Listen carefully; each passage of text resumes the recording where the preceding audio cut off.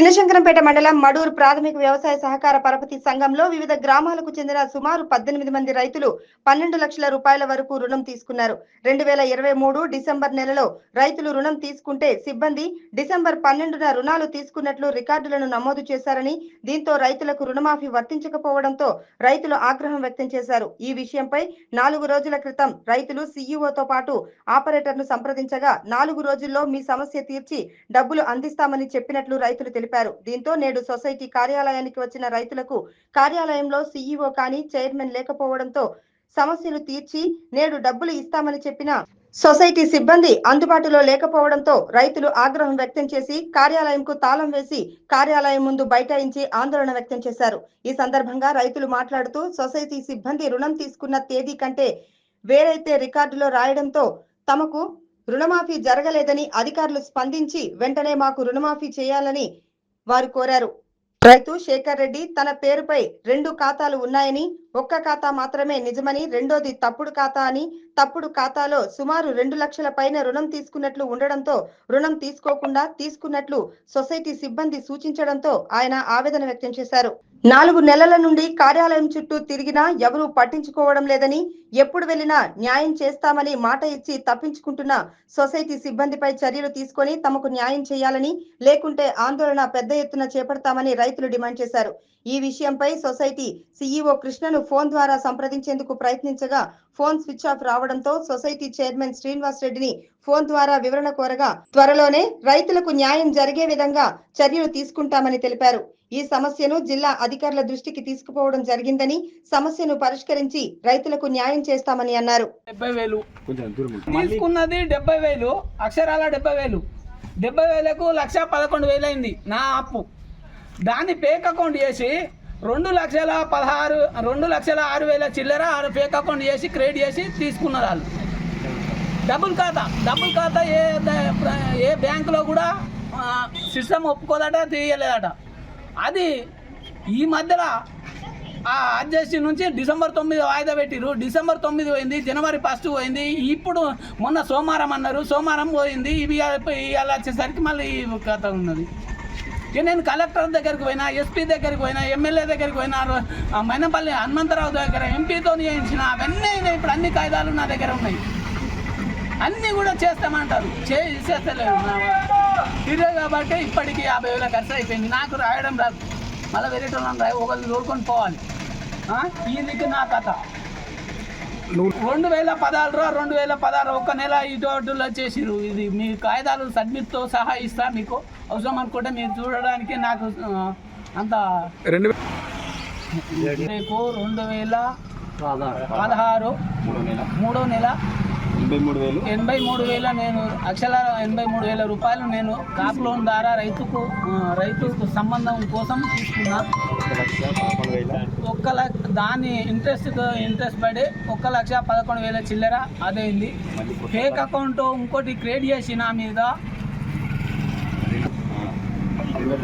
2,05,000 చిల్లర క్రియేట్ చేసి తీసుకున్నాయి. Fake account అది చేసేది. దానికి ఈ తిరగబట్టి ఇప్పుడు 6 నెలలు అవుతుంది. రేపు మాపు అందరి దగ్గరికి పోయినా, ఎస్పీ దగ్గరికి పోయినా, కలెక్టర్ దగ్గరికి పోయినా, ఎస్పీ నుంచి కూడా లెటర్ వచ్చింది. ఎస్ఐ కూడా సోమవారం నాడు కంపల్సరీ తీర్మానం చేయురి అనే రకంగా అన్నాడు. అది ఇవాళ వచ్చేసరికి తాళం పెట్టి లేడు, స్విచ్ ఆఫ్ చేసుకొని ఉన్నాడు. ఇప్పుడు కృష్ణ చైర్మన్ ఏమంటున్నారు? చైర్మన్ నాకు సంబంధం ఆయన డిసెంబర్ 9 ప్రియా ఆమె రవీనా మేడం ఉండే, ఆయన అందరూ ఒప్పుకున్నారు. సాలిపేట శ్రీశైలం ఉన్నాడు, చైర్మన్ ఉన్నాడు, రవితేజ ఉన్నాడు, కృష్ణ ఉన్నాడు. డిసెంబర్ 9 వరకల్లా నీది ఆల్రెడీ మా తప్పు. కంపల్సరీ డిసెంబర్ 9 వరకల్లా నీకు రుణమాఫీ కాకపోతే మేము కంపల్సరీ మా ఇంట్లోకి వెళ్ళి భరిస్తాము, లేకపోతే సొసైటీ బడ్జెట్కి వెళ్ళి తీసి కడతామని అన్నారు. ఆ బడ్జెట్ పోయింది. డిసెంబర్ 9 పోయినాక 14-15 తారీఖు కృష్ణకి చేస్తేనేమో 2-3 రోజుల టైం అని, చైర్మన్కి చేస్తేనేమో అసలు మా భూములు అమ్ముకొని కట్టానా, మా పిల్లల మీద పుస్తకాలు అమ్ముకొని కట్టానా, మేము ఏం అమ్ముకొని కట్టాలనే అట్లా మస్తుగా ఉన్నాయి. మేము చెప్పిన మాత్రానికి అర్థమా అనే రకంగా చైర్మన్ అంటాడు. ఇక దానికి దీనికి ఏమైనా పొంతన ఉందా? ఇక ఆయన చెప్పిన దానికి నాకు ఏం పొంతన కనిపించలే. ఇక నేను తిరుగుతూనే ఉన్నా. ఇసి నాకు న్యాయం జరగాలి. నాకు 3 లక్షల 10,000 11,000 చిల్లర ఉన్నది, అది ఇది కలిసి. గారు చైర్మన్, మేము 3 రోజుల నుంచి క్రాప్ లోన్ మాపు కాలేదని 4 నెలలు అవుతుంది తిరగబట్టి. మొన్న బుధవారం నాడు ఏం చెప్పిందంటే సోమవారం నాడు రండి, మీ అమౌంట్ అని ఇస్తాం, మేము బాడీ మీటింగ్ పెట్టుకుంటామని చెప్పారు. సరే అని మేము సోమవారం దాకా టైం ఇచ్చాము. మా సిస్టంలో మా తప్పు పడ్డది, మేము బాడీ మీటింగ్ పెట్టుకొని ఏదో ఒకటి మాట్లాడుకొని మీకు సోమవారం నాడు డబ్బులు ఇస్తామని చెప్పారు. సరే అని మేము ఒప్పుకున్నాము. ఈరోజు వచ్చేసరికల్లా శ్రీనివాసరెడ్డి లేడు, మరియు కృష్ణ లేడు, సిస్టమ్ అయిన ఒక్కనే ఉండు ఆపరేటర్. ఈ శ్రీశైలం ఇట్లా మాకు డబ్బులు ఇస్తుడు, తొందరగా రండి 10 నిమిషాల వరకు రండి అని చెప్తే మొన్న సరే డబ్బులు ఇస్తున్నారు మేము వచ్చాము. వచ్చేసరికల్లా వాళ్ళు మళ్ళీ గ్యామ్లింగ్ ఆడి ఇవాళ ఏం చెప్తారు అంటే మేము లేము, కలెక్టర్ ఆఫీస్కి పోయినామని చెప్తారు. మాకు ఈ రైతులకు ఏదన్నా ఒకటి చేసి విషం ఇస్తారా, లేదు డబ్బులు ఇస్తారా, ఏదో ఒకటి చెప్తారని కోరుచున్నాం. మాకైతే అన్నాడు కాలేదు, నాతో ఒక 20 మంది వాళ్ళ గురికి కాలేదు అవుతుందని చెప్పిండు. ఇవాళ పైసలు ఇస్తాడు, అది కూడా తప్పించుకోండు. ఫోన్ స్విచ్ ఆఫ్ పెట్టుకుండు కృష్ణ. శ్రీనివాస్ రెడ్డి బోర్కర్కి వెళ్ళిపోయిండు, అయితే లేదు. తిరిగి కలెక్టర్ ఆఫీస్కి పోమంటే కలెక్టర్ ఆఫీస్కి పోయినాము, అట్లయినా కాలేదు.